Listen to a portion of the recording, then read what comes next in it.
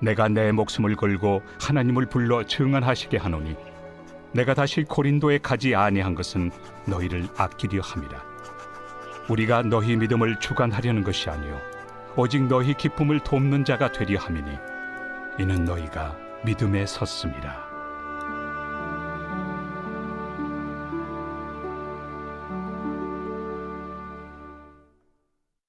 제2장. 내가 다시는 너희에게 근심 중에 나아가지 아니하기로 스스로 결심하였노니 내가 너희를 근심하게 한다면 내가 근심하게 한 자밖에 나를 기쁘게 할 자가 누구냐. 내가 이같이 쓴 것은 내가 갈 때 마땅히 나를 기쁘게 할 자로부터 도리어 근심을 얻을까 염려하며 또 너희 모두에 대한 나의 기쁨이 너희 모두의 기쁨인 줄 확신함이로라. 내가 마음에 큰 눌림과 걱정이 있어 많은 눈물로 너희에게 썼노니 이는 너희로 근심하게 하려 한 것이 아니요 오직 내가 너희를 향하여 넘치는 사랑이 있음을 너희로 알게 하려 함이라. 근심하게 한 자가 있었을지라도 나를 근심하게 한 것이 아니요 어느 정도 너희 모두를 근심하게 한 것이니 어느 정도라 함은 내가 너무 지나치게 말하지 아니하려 함이라. 이러한 사람은 많은 사람에게서 벌받는 것이 마땅하도다. 그런즉 너희는 차라리 그를 용서하고 위로할 것이니 그가 너무 많은 근심에 잠길까 두려워하노라. 그러므로 너희를 권하노니 사랑을 그들에게 나타내라. 너희가 범사에 순종하는지 그 증거를 알고자 하여 내가 이것을 너희에게 썼노라. 너희가 무슨 일에든지 누구를 용서하면 나도 그리하고 내가 만일 용서한 일이 있으면 용서한 그것은 너희를 위하여 그리스도 앞에서 한 것이니 이는 우리로 사탄에게 속지 않게 하려 함이라. 우리는 그 계책을 알지 못하는 바가 아니라.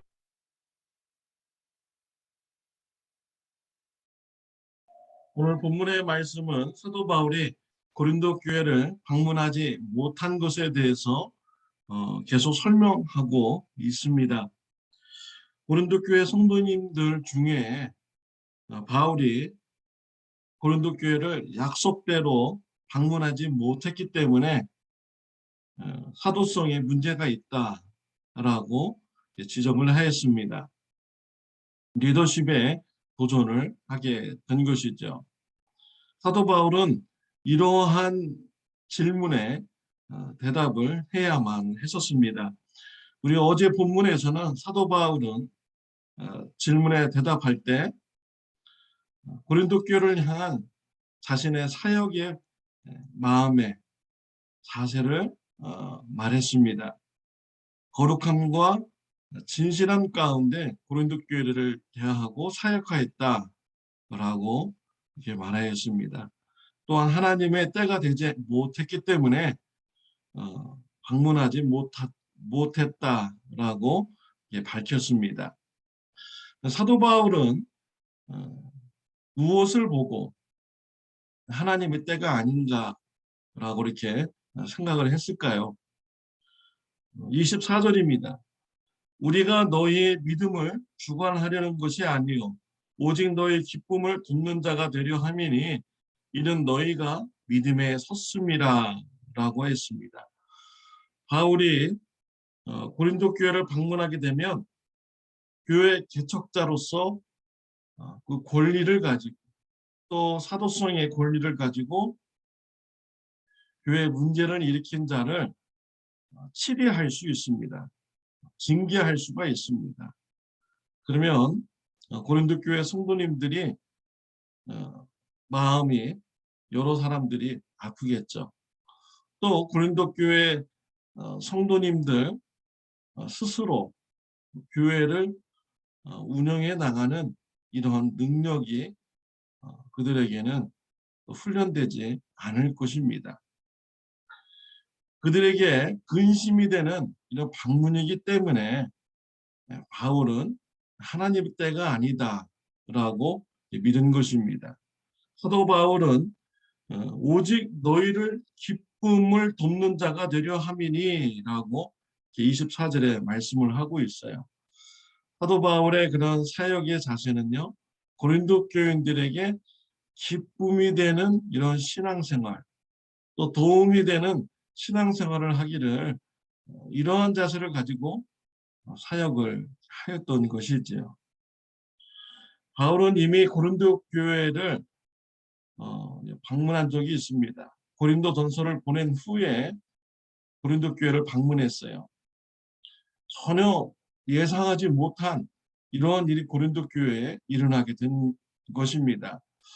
고린도 교회 성도님 중에서 사도 바울의 사도성을 가지고 문제를 일으키면서 대적을 한 것입니다. 그리고 또한 이러한 일에 동조자들이 있었던 것이죠.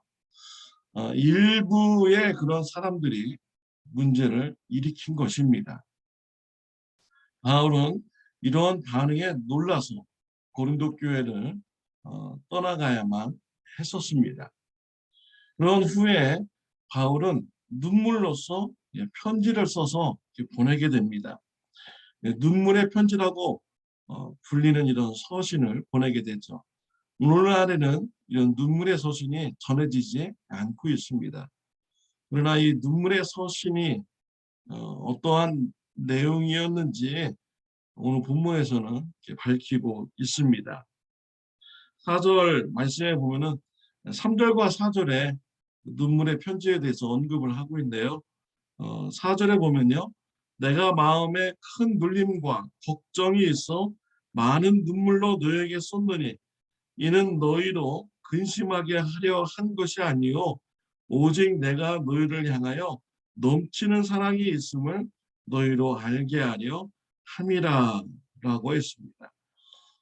바울의 눈물로써 써서 보낸 이 편지의 내용은 사도 바울이 고린도 교회를 근심하게 하려는 것이 아니라 고린도 교회 성도님들을 얼마나 사랑하는지를 글로써 써서 보낸 것입니다.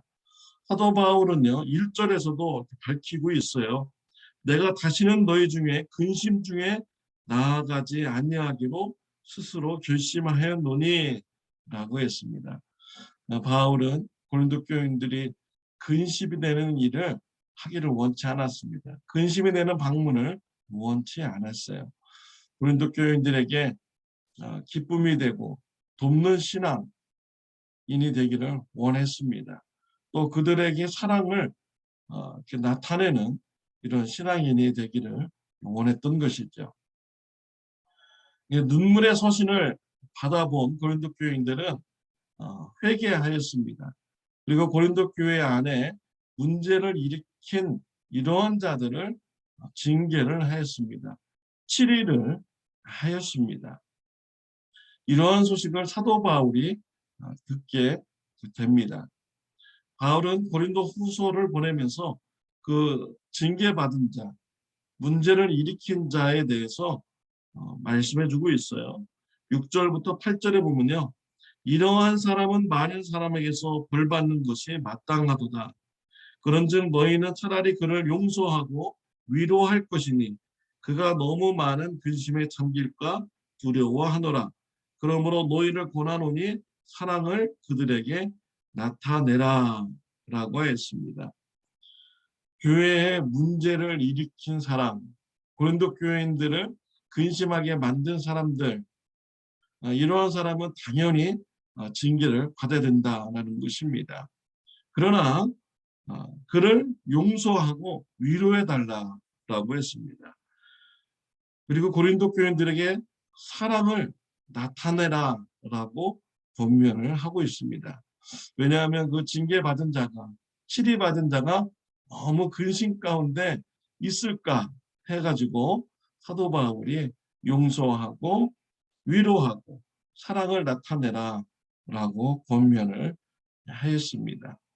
우리는 바울의 신앙을 교훈 삼아야겠습니다. 바울은 고린도 교회 성도님들에게 기쁨이 되는 신앙인, 도움을 주는 이런 신앙인이 되기를 원했습니다. 이러한 것이 아니라면 하나님의 뜻이 아님을 바울은 확신하였던 것이지요. 사랑하는 성도 여러분, 저와 여러분들도 우리 참 좋은 교회 성도님들에게 기쁨이 되는 신앙인이 되시기를 바랍니다. 도움을 주는 신앙인이 되시기를 바랍니다. 어, 우리 예수님도요, 우리에게 기쁨을 주고 또 우리의 신앙에 큰 도움을 주신 분이십니다. 예수님께서는 자신의 몸을 대속물로 내어주시는 섬김을 베풀어 주셨습니다. 예수님 때문에 저와 여러분들의 죄가 용서받았습니다. 구원받았습니다. 하나님과의 관계가 회복되었습니다. 하나님 안에서 기쁨을 누리게 되었습니다. 예수님 때문에 우리가 기쁨 가운데 있게 된 것입니다. 예수님은 우리에게 기쁨을 주고 하나님과의 관계를 회복시켜 주시는 이러한 일을 감당했습니다. 우리 예수님의 섬김에 대해서 감사하는 저와 여러분들이 되시기를 바랍니다.